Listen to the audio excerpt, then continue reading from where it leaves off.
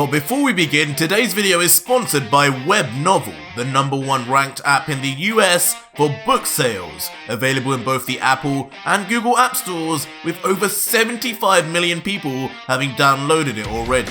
I'm using it right now to read The Legendary Mechanic, a story revolving around a veteran competitive player of a famous VR MMO. After being sent back in time within the game, he's given not only the knowledge of the future no one has, but also a ton of other tools that allow him to plot out and execute some truly mind-boggling plans. And on Webnovel, not only can I watch this in video form just like this, but I can read the comic myself too, and even read the novel version as well. And this is just one of endless stories on Webnovel, where there are over 100,000 authors hosting over 200,000 original works. If you love my content, you're gonna love this too, so check out The Legendary Mechanic and the other great works on the Webnovel app today. Link in the description below. So our story continues with Ultra Vegito staring in deep thought at the space that once occupied Frieza, the Emperor of Universe 7. Just after erasing him from existence. Now in his place are just the final fragments of dust that once made up the Frost Demon of the Namek saga. But also standing watching the same spot is the nothing short of stunned and speechless King Vegeta, who can only think to himself, "Frieza! He's gone! This isn't a dream! We're free! We're finally free!" But soon enough, his attention is turned to the strange assailant in the room with him, who he can only assume is on his side as he asks, "Young warrior, you've managed to do what our people have dreamed of doing for decades. Tell me, who are you? Are you one of my men? I can't help but feel I've seen you somewhere." But Vegito, who almost channels the Vegeta side of himself, quickly turns his head and quips back, "No, I'm not one of your men. But I guess I'm a Saiyan. A Saiyan you sent off to an innocent planet to take over. And I'm also the Saiyan that just saved your entire planet from being wiped off the face of the universe. So I'd say you owe me a little favor." The king, hearing this, is more than thrilled. His suspicions over Frieza's killer being a Saiyan finally confirmed as he roars back ecstatically, "I knew it! Of course power like that had to come from our elite warrior race. And yes, you have saved us, my young friend. I am completely indebted to you. You must know just how long we have been utterly enslaved by that monster. First by King Cold, and then by his even worse son. Name your prize, Saiyan. Any planet you desire will be yours to rule over.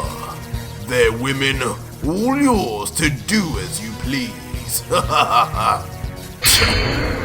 But instantly on hearing this, an angry scowl appears across the face of Vegito, thoroughly unimpressed with the king's response as he replies, "Listen, old man, if I wanted a planet, do you really think I'd need a weakling like you to get it? What makes you think you can just turn up at any planet uninvited and take it for yourselves? How does that make you any different from this monster you called Frieza? You may be mortal, but you're just as bad as the gods." "The gods?" Which immediately leaves the king once again stunned in fear, as he too senses the change in atmosphere but doesn't quite realize what he had said wrong. After all, weren't all Saiyans at this time bloodthirsty warriors and planet conquerors? But it's not long before Vegito then goes on to coldly explain what he truly desires, saying, what I want. No, what I command you to do is never set foot on another planet again. Your days of plundering and stealing other planets is over. Frieza's tyranny has ended, and so you have no reason anymore. Being a warrior race is no excuse. Get rid of your damn tails that make you lose control in the moonlight and stick to yourselves from now on. Fight for good. Defend the weak who can't protect themselves from the likes of Frieza. Break the cycle. Don't exploit them the same way he did to you. What? That's absurd!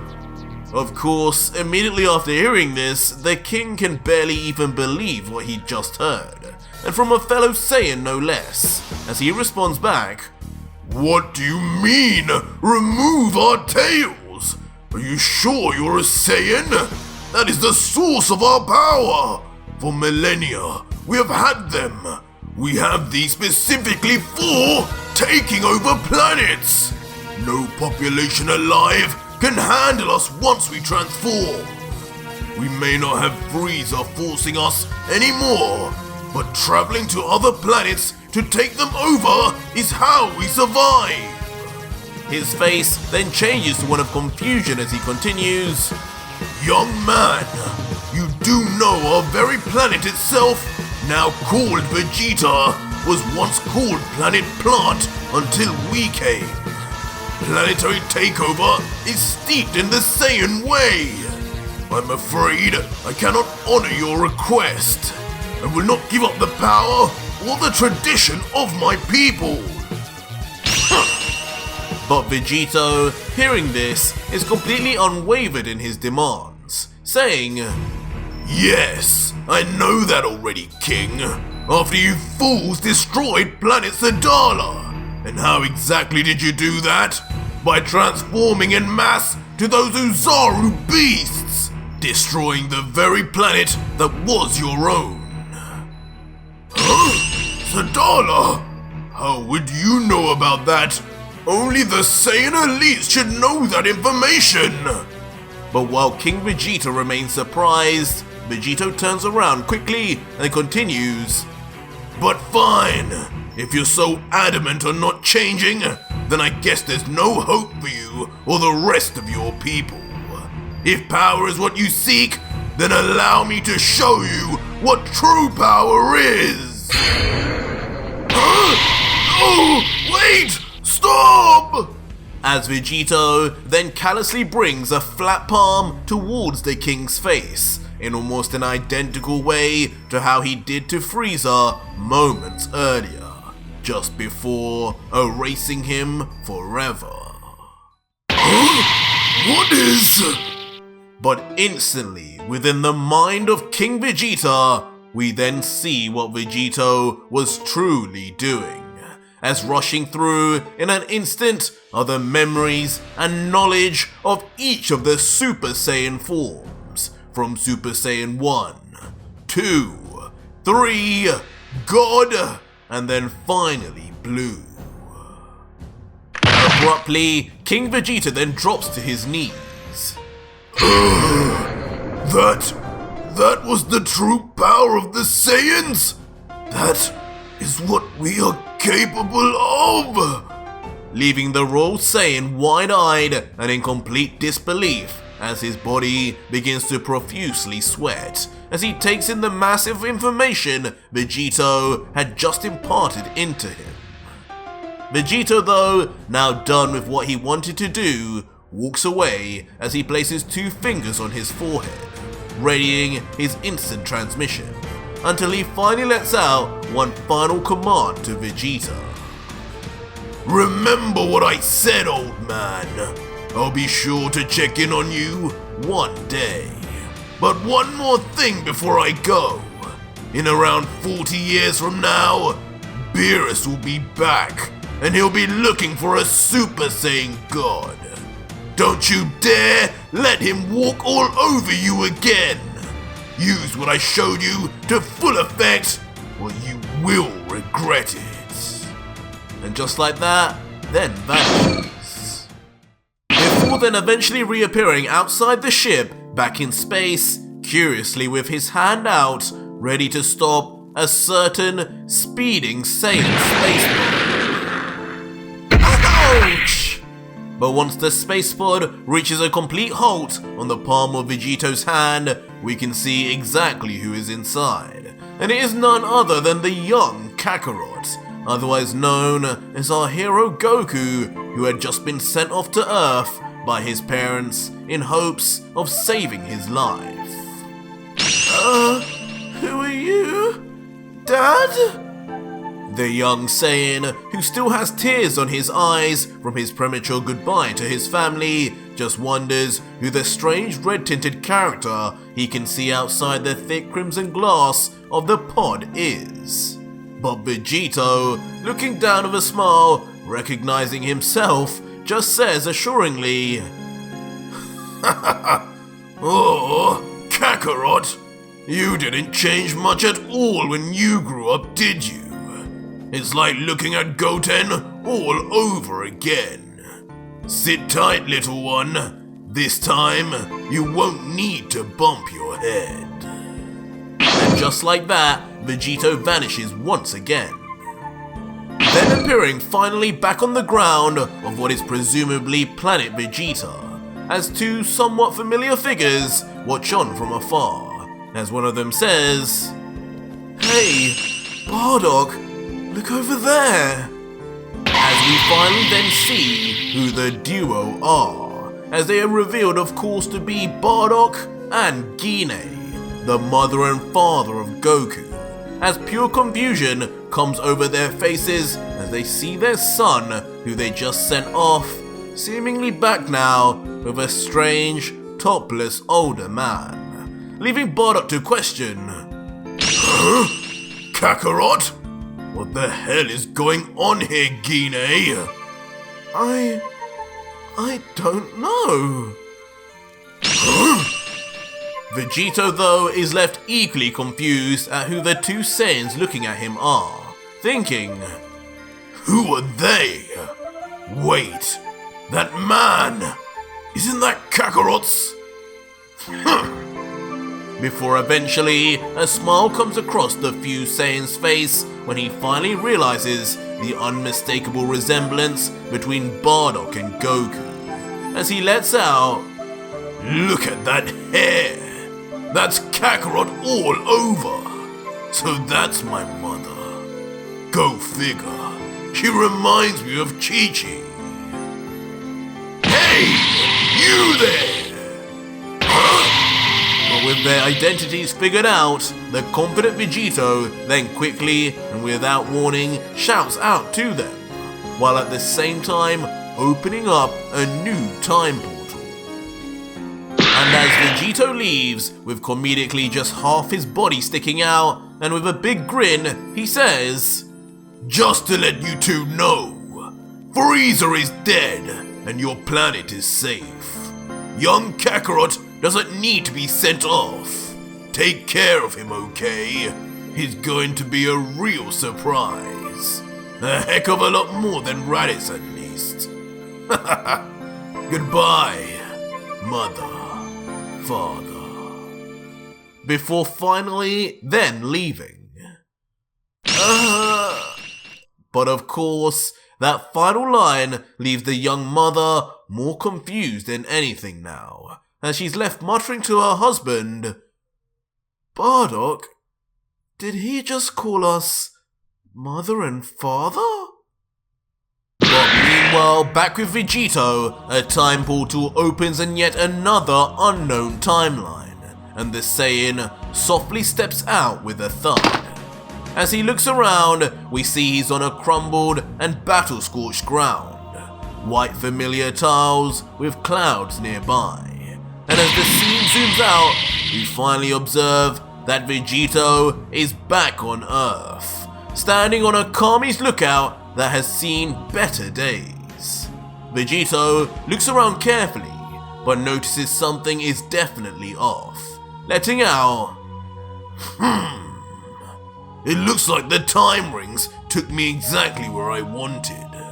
This has to be the universe I left Goku and Vegeta to battle Beerus in. Looks like the Earth is still intact, so at least there's that. Then surely, that means that they found a way to win. They must have underestimated how strong those two became training with me. But if that's the case, where are they then? We don't even sense Dende or Popo. Vegito, still wondering, then walks down slowly over to the edge of the lookout, looking down onto the Earth, before he then closes his eyes and begins trying to sense the presence of either of the two Saiyans. It takes him a while, but eventually he realizes... No! There's nothing. Vegito, now forlorn and filled with a feeling of regret, realizes that neither Goku nor Vegeta's energies remain anymore on Earth, and realizing this, sulks internally. They aren't on this plane anymore. I was foolish to believe they were ready for him, but I needed to get back to my mission. Beerus must have destroyed them in the end, but I don't understand. Why is Earth still here? Will this planet be saved by those two freaks in every timeline just for its food? I wouldn't put it past them. But whatever happened to Gogeta, I guess that'll just be one more question I ask Beerus about. With that said, Vegeta then places two fingers on his forehead and looks to his right, trying to lock on to a certain deity, whispering, "I'm coming for you, Beerus," before then immediately vanishing once more to a location we can all guess.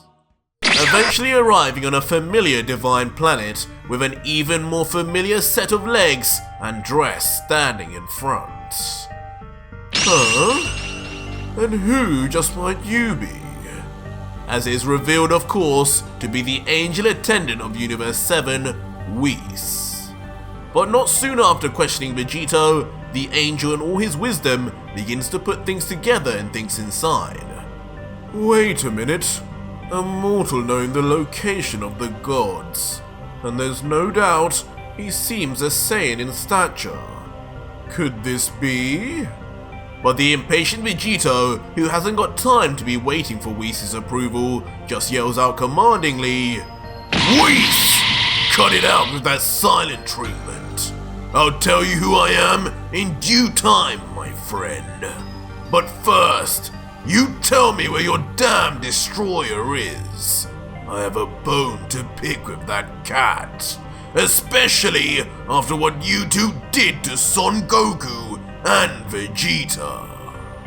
Ah, I remember now. You're the one who was with Gogeta-san when we first arrived on Earth, aren't you? Of course you are. Look at those time rings on your right hand, and even those angel-grade Potara too. Curious. But I'm glad you've come, because I'm sure the god of destruction of this universe would like to have a word with you too. He should be ready just about now. And just like that, Whis then taps the end of his staff into the ground, in a similar fashion to how he would normally reverse time. But instead, this time, immediately, the Pyramid of Power is summoned right before Whis and Vegito. Its door closed, but clearly a menacing energy already begins to emanate from it. The door then slowly opens, and a figure shrouded in what seems dark electricity comes out, but it's too far for our eyes to decipher whether it is truly Beerus until... Was that 40 years already, Whis? I guess now that I can't age anymore, time will never feel the same, will it? As suddenly, it is revealed to be an Ultra Gogeta that walks out confidently, covered in the dark, ominous electricity we once thought was synonymous with only Vegito. And most notably, around his chest is the garb of the gods. God of Destruction, Ultra Gogeta has arrived on the battlefield. What? Who is that? It's like looking into a mirror. No, wait. That couldn't be them, could it? While Gogeta just smirks at his old training partner and replies, "Oh, it's me, Vegito. Just a little different. You know, just stronger than you now." Vegito quickly though manages to calm himself, now more bewildered by Gogeta's appearance rather than his energy, as he asks, "Well, that misplaced confidence definitely tells me this is you alright, Gogeta. But what's with the new look? Trying to copy my style? I miss the old you. That red hair and fur was starting to grow on me, you know." But Gogeta, who is seemingly very much enjoying the interaction, just folds his arms and replies, "Me overconfident? I must have picked that up from you. But then again, I'm not the same man you trained with earlier, and I'm nowhere near as naive. Can you really not figure out why I look this way now? For 40 years now, I've been training, both separately and together, Goku and Vegeta. Now that I have risen to the rank of God of Destruction, I no longer age. I can train for as long as I want and as much as I want. A Saiyan's dream, you could say. And in that time, we mastered all the same forms you showed us in the hyperbolic time chamber. From God to even blue and further beyond." Hearing this, Vegito appears almost impressed, closing his eyes with a smile and replying, "Oh, so you did defeat that damn cat after all. What a shame. I had some business with him. But I guess it's no surprise when you managed to master the god forms, and on your own no less. You have no idea the kind of hurdles we had to go through to do the same. Kakarot needed 5 other Saiyans, for God's sake." "Well, for starters, he wasn't on his own. And what business do you have with me, Saiyan?" That voice! As suddenly, a powerfully deep voice from behind Gogeta calls out, instantly triggering something deep inside Vegito. As he looks beyond Gogeta and yells out, "Who was that? Show yourself now!" My. Now that is no way to talk to a former god. As shockingly, behind Gogeta is in fact revealed Beerus, still alive and surprisingly also coated in the same ominous black lightning of Gogeta and Vegito. As Gogeta, smirking and looking to his apparent training partner, then says, "Nice entrance, Lord Beerus, but I was hoping to surprise him later. He seems to be under the impression I defeated you. That would have been fun, wouldn't it? Not even in your dreams, kid."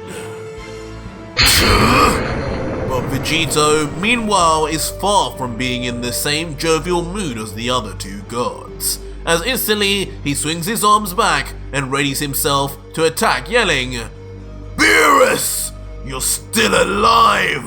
Perfect! Now it's time you told me the truth! And don't worry, this time I'll mean it when I kill you! Looks like you haven't changed a bit, Vegito." As suddenly, in a shock twist, Ultra Gogeta then appears instead right in front of the shocked Vegito, intercepting him from getting any closer to the former destroyer, as he says, "And just what are you trying to do now, Vegito? I don't think me and you are done with our reunion yet." "What are you doing?" Leaving Vegito not only angered, but also puzzled as to Gogeta's confidence to get in his way, as he responds, "Get out of my way, Gogeta! I don't want to hurt you, but you know I will if I have to. You're protecting the wrong guy here! Remember who I am! That monster has done more to you than you know! If you give me a second, I'll make him admit it in front of you."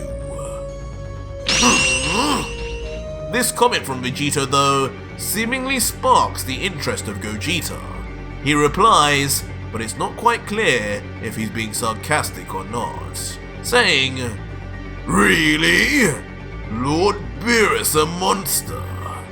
Tell me more, why don't you?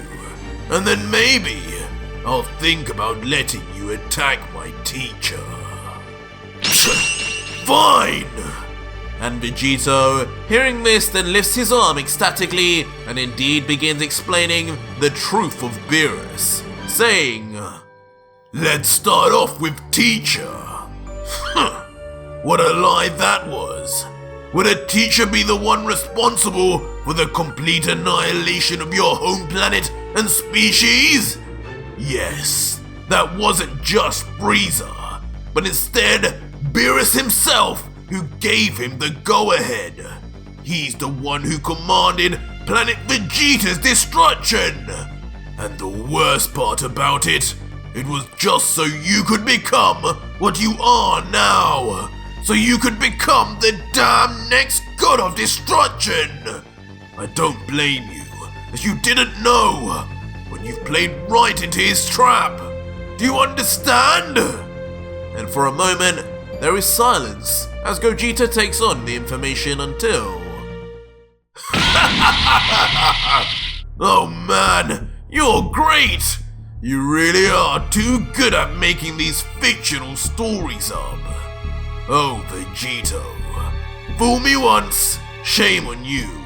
But fool me twice, shame on me. And I'm not falling for this bullcrap anymore. And with a stark change in expression, Gogeta then goes on with a serious look. Isn't it funny how you now call him Beerus? What happened to that other lie you told me about him being called Monarcha? Remember that, Vegito? How he was a demon who destroyed your version of Earth in your timeline. You know, when I told Beerus about that, he actually gave me the pleasure of meeting the real Monarcha in person. What a nice guy he truly was. As you can imagine, after that, things didn't quite add up in the story you told me. Got anything to say about that, friend? But Vegito, hearing how he had just been caught out over his lies, instantly looks dejected, defeated mentally before anything as he looks at the ground with gritted teeth and just grumbles, "Damn it! I know it looks bad, but that's not what I meant! I can explain, Gogeta!" Before any more can be said, Gogeta suddenly powers up, his full power on display within his Ultra form, as he steps into the iconic fighting position of Son Goku himself, yelling out, "No explanation needed right now. You're a Saiyan, right? So we'll talk this out the only way we Saiyans know how. With our fists. Sound good to you, Vegito?" What power! This is just like mine!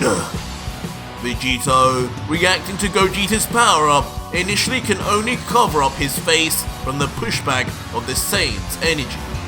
But within seconds, the primal Saiyan's battle urge awakens in Vegito, as a smirk is revealed once he brings his arm down, until suddenly...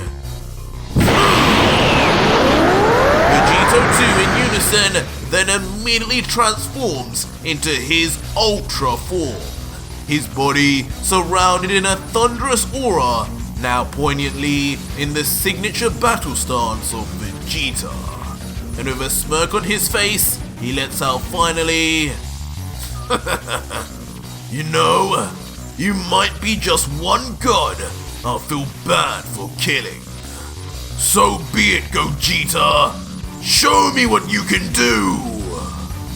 But that was it for today's video, guys, and if you made it this far, leave me a hashtag #UltraGogeta in the comments down below and let me know who you think wins and how. Or you can find out right now by supporting me on my Patreon from $3, where the full next chapter is available along with a ton of manga goodies and more. It's the deal of the century.